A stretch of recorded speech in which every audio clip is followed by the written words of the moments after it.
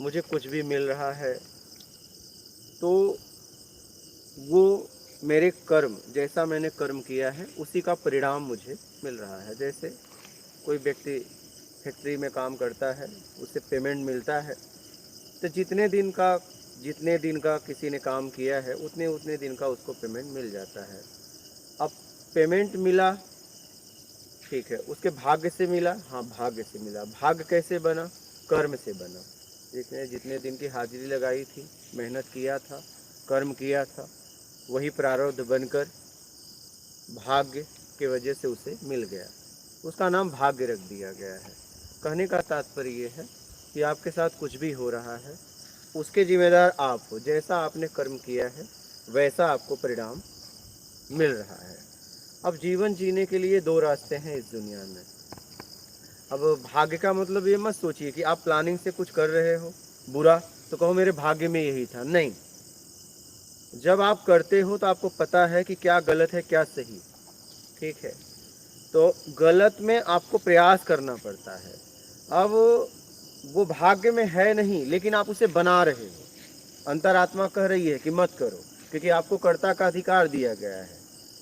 अब आप ये मत सोचना कि आप किसी के साथ बुरा काम कर रहे हो तो आपको लगा कि नहीं मेरे भाग्य में था। नहीं, ऐसा नहीं है, ऐसा नहीं है। आपने प्लानिंग से किया है, उसका भी परिणाम आपको मिलेगा। क्योंकि जब आप कोई भी कर्म करते हो तो आपके पास दो रास्ते उस समय होते हैं कर्म करने के, एक ईमानदारी और एक बेईमानी। ये स्वतंत्रता आपके हाथ में है, आपको कर्ता का अधिकार दिया गया है। इसलिए कोई भी काम सोच समझ के करें, क्योंकि जब उसका परिणाम मिलेगा तो उस समय आपको ही उसका सामना करना पड़ेगा।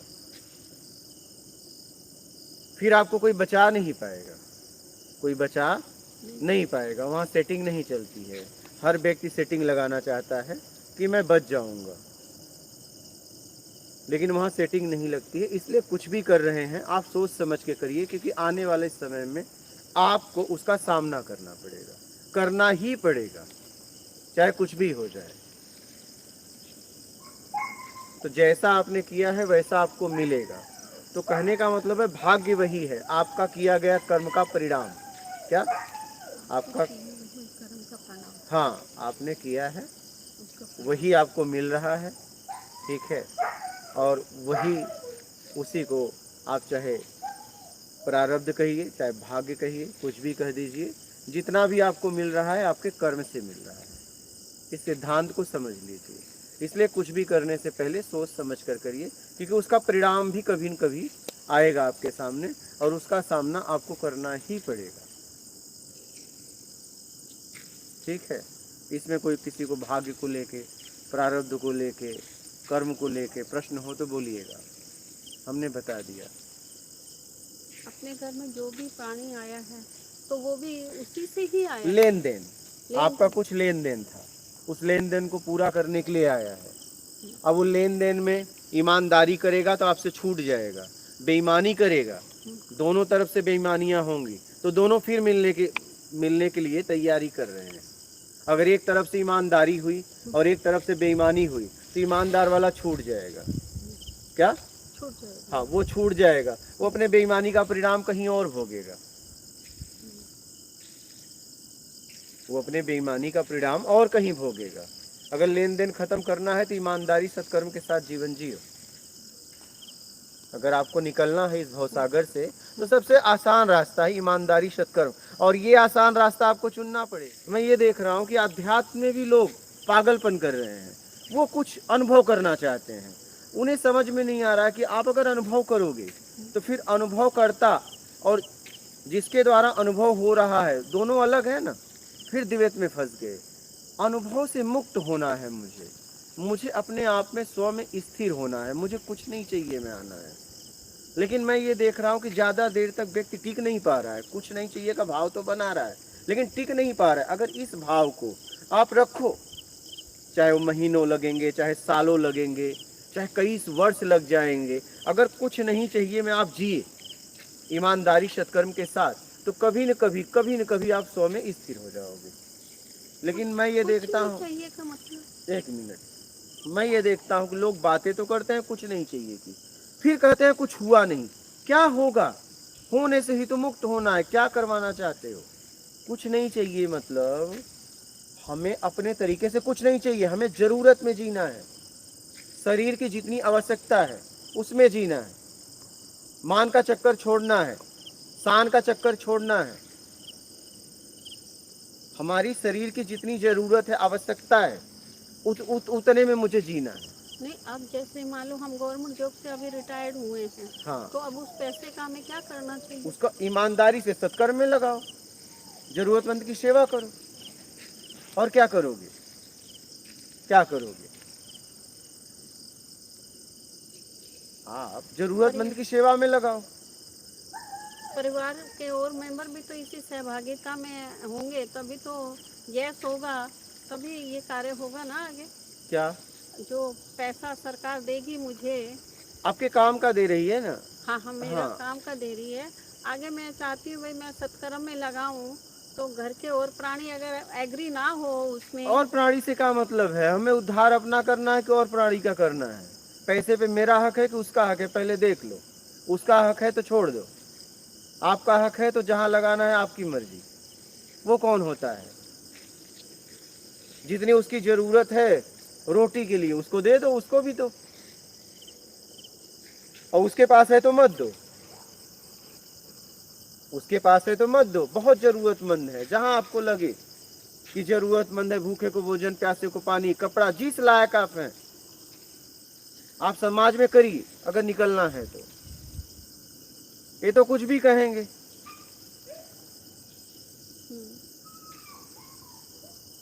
कल्याण अगर आपको करना है तो आपको इस तरीके से, ये सबसे तेज रास्ता और आसान रास्ता है। जरूरतमंद की ईमानदारी से सेवा, जरूरतमंद की, हाँ, आवश्यकता। अगर सामने वाले को जरूरत नहीं, आप जबरदस्ती थोपो तो कोई मतलब नहीं। ऐसे पता कैसे चलेगा ये पात्र है या नहीं है? वो जब आप करोगे तो समझ में आ जाएगा। आप जब नौकरी पे गई थी तो कुछ पता था? जब आप करने लगी सब पता चल गया ना। वैसे ही जब आप करने लगोगे ना, आप कई लोगों को भोजन कराओगे तो आपको समझ में आएगा कौन पात्र था और कौन नहीं था। आप कई लोगों को कराओ तो पहले कई लोगों को कपड़ा दो, उसके फीलिंग से समझ में आ जाएगा। जब वो आपके आंखों में से आंख देखेगा ना, तो समझ में आ जाएगा इसकी जरूरत कितनी थी, कितनी व्याकुलता थी इसकी एक कंबल के लिए। क्या इसने कई दिन से ठंडी में ही रात कांपी थी? क्या भोजन कराओगे तो आपको उसके चेहरे से समझ में आ जाएगा कि कितने समय से भूखा है। क्या? लेकिन जब कराएंगी तो, अब बिना कराए ही सब समझना चाहती हैं तो नहीं समझ में आएगा, क्योंकि फीलिंग, एहसास कराने के बाद पता चलता है उनकी आंखों में देखकर। तो आप जब करेंगी तब समझ में आएगा, आप जब करेंगी तब समझ में आ जाएगा। आपको ढूंढ ढूंढ के करना होगा, जाना होगा उनके पास, आपको उनके पास जाना होगा, उनसे मिलना होगा, मेहनत करनी पड़ेगी आपको टिफिन लेके निकलना पड़ेगा। भूखे को आज भोजन कराना है तो निकलना पड़ेगा, कपड़े लेके निकलना पड़ेगा, देखना पड़ेगा घूम के किसको जरूरत है किसको नहीं है। ये आपको जाना पड़ेगा, मेहनत करनी पड़ेगी, ऐसे ही नहीं हो जाएगा। इसके लिए आपको काम करना पड़ेगा, समय देना पड़ेगा, समय देना पड़ेगा। कई संस्थाएं ऐसी होती हैं जो कि सेवार्थ में ही लगी रहती हैं, तो क्या हम उनको देके ये कार्य उनके माध्यम से भी कर सकते हैं? हाँ, अगर आप पूरा जांच लो क्या पक्का, हाँ। एक तो वहाँ जरूरत है और क्या पक्का लगी है, दो बातें, दो बातें। हाँ। पता चला कि लगी तो है, बहुत अपार पैसा है। पता चला कहीं लगे हैं लेकिन उनके पास पैसे नहीं है, खोजो। कर रहे हैं क्या? ठीक है, वो कर रहे हैं, क्या उनके पास अथाह तो नहीं हो गया है? अगर 100 का भोजन करा रहे हैं, उनके पास 1000 का भोजन है, 100 जरूरतमंद को करा रहे हैं तो 1000 का आप क्यों उसमें दे रही हो? आप आगे बढ़ो, जांच के करो, जांच के करो। अगर इस तरीके का कोई भी संस्था सेवा कर रही है तो देख लो उस संस्था को जरूरत है या नहीं। क्या उस संस्था को जरूरत है या नहीं, ये देख लीजिए। आवश्यकता देखिए, उस संस्थापक के व्यवस्थापक से जाके बातचीत करिए, क्या आपको जरूरत है क्या, नहीं हम और कहीं दें। बात समझ रही हैं? जी। क्योंकि बहुत लोग सेवा कर रहे हैं और इसमें आपको काम करना पड़ेगा, मेहनत करनी पड़ेगी। आप देखिए कि वो व्यक्ति वही काम कर रहा है, पता चला कि वो वीडियो बना के कुछ और डाल रहा है, उसके पीछे कुछ और कर रहा है। जाइए वहाँ रहिए, वहाँ जांचिए। मेरी बात समझ रही है? इसमें आपको काम करना पड़ेगा, मेहनत करना पड़ेगा। जरूरी नहीं है कि वो बातें कह रहा है और वही कर रहा हो। वहाँ जाइए, पता चला कि अभी कितने अभी केस देखिए, वृद्ध आश्रम है, वृद्ध आश्रम में कितने केस आ रहे हैं कि उनको मतलब नर्क की तरह रखा जाता है। उनको एक कपड़े पे रखा जा रहा है, बांध के रखा जाता है। ऐसे कई केस आ गए। हम गए थे वृंदावन में, वो अनिरुद्धाचार्य जी का है। हाँ तो वहाँ हमने देखा, पत्रकार भी आए हुए थे वहाँ हाँ पे। तो वो अंदर तो मिलने दे ही नहीं रहे थे हाँ अंदर से। तो जैसे मैं फिर भी गई तो देखा तो वास्तव में उनकी स्थिति दयनीय थी। अब बताइए। हाँ। तब और लोग बताते नहीं, बताना चाहिए। हम्म, आप बताएंगी तो समाज जागरूक होगा। हम्म, हम हर बात लाइव में बताते हैं।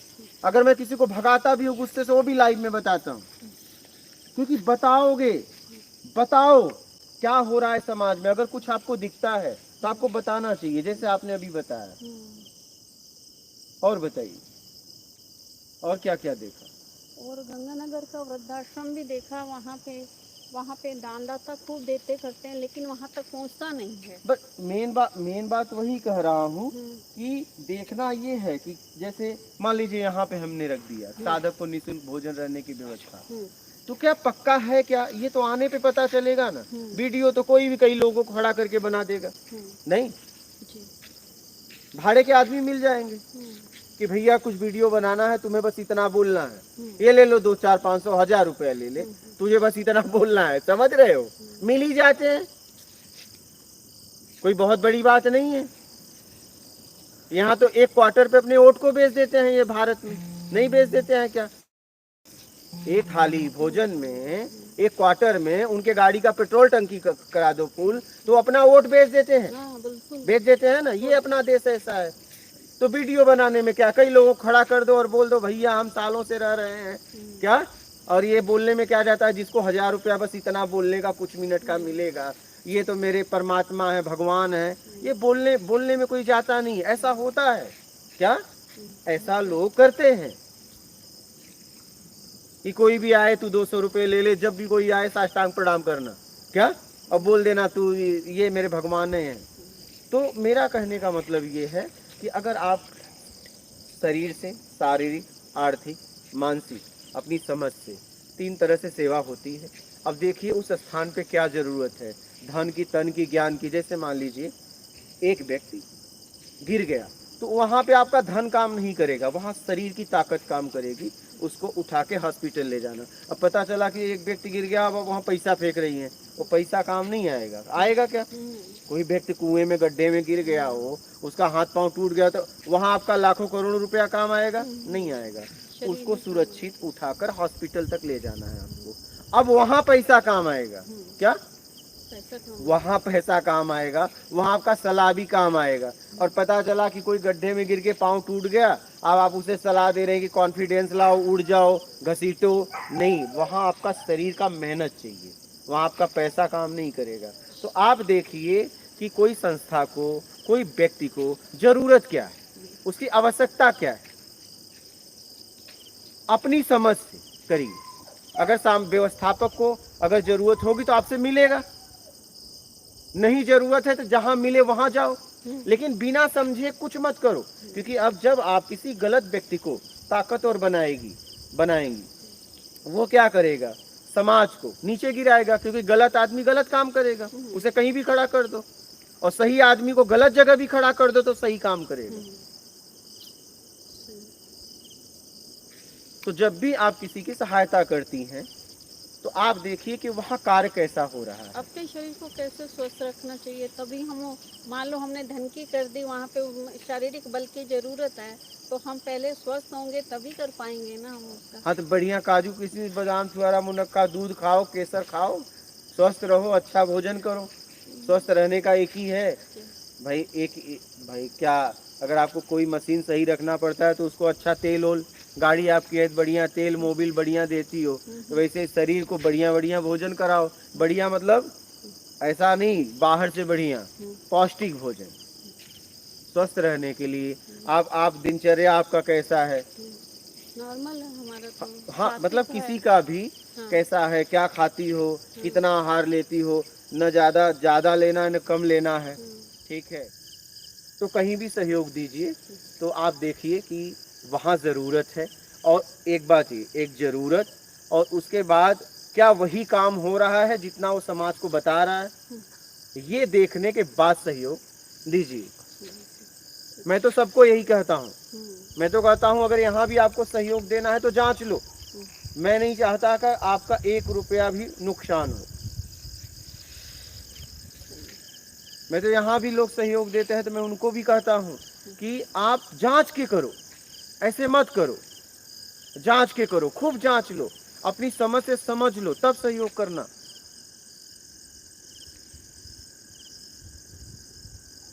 मैं तो सबको सलाह देता हूँ कि जांच के ही आगे बढ़ो, बिना जांचे में बाद में पछताना पड़ेगा।